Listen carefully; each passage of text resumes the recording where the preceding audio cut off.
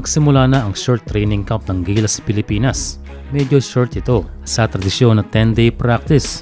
Pero ngayon ay nakikita natin ang talino ni Coach Tim Cone dahil ang kanyang mga lineup ay matagal na magkakasama o familiar na sa bawat isa. Mga SMC at mga dating batang Gilas ay umattend na sa training camp. Makikita ang mga young core na sina Kevin Kembao, Kai Soto, Carl Tamayo, AJ Edu at Dwight Ramos kasama ang mga veterano.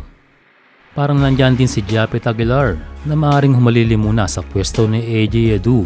Ang tanong nga lang ay kung valid nga ba dahil nasa roster tracker na ang pangalan ni AJ. Kung sakali best fit dahil familiar si Aguilar sa system at mayroong chemistry na sa team. Expected 1 window lang si Aguilar dahil si AJ ay recovered na o pwede nang maglaro sa second window. And para sa nagaganap na practice, another good move kay Coach Tim Cone ang kanyang pag-imbita sa mga Ginebra players. Kaya nasa first day of practice, sina Raup Koo at Don Gumaru. Kaya at least pag dumating ang iba ay makakapag-scrimmage itong ating team na lalaban sa Hong Kong at Taiwan. Ang main target ngayon ni Coach Tim Cone ay ma-develop ang chemistry. Gusto ni Coach na magkaroon ng team na mayroong ball movement. Ibig sabihin ay less ISO at more of a team play. Pero lahat daw yan ay ma-achieve kung ma-establish ang chemistry ng ating pambansang koponan.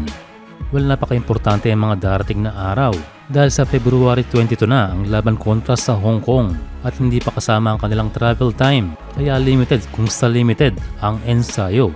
Hindi naman sa ina-underestimate natin ang Hong Kong pero mayroong balita na ayaw ipahiram ang ilang players nila sa national team. Kaya posibleng hindi nila mai-send ang kanilang best lineup. For now, dapat ngayon pa lang ay maiprepare na natin ang ating best team. Good move kay Coach dahil sinimulan niya agad ng malakas. Ito raw ay best team na balanse. Tandaan natin na maraming dadaan ngayon ng Gilas from OQT, FIBA Asia Cup at lalong-lalo na kailangan natin magsumikap muli dahil kailangan natin mag-qualify uli sa FIBA World Cup. Nakita natin ang Renza Bandong FIBA World Cup form at ang magandang balita para sa kanya ay almost game ready na ito and almost fully recovered na. Ang latest ay nakakapag-dunk na ng walang buwelo katulad noong sa World Cup. Although halata pa rin syempre na nag-iingat itong si Renz sa kanyang mga landing. Kita na natin ang kanyang magandang kondisyon pero gustong siguraduhin ang kanyang KBL Ball Club na 100% ito kapag nagbalik sa court.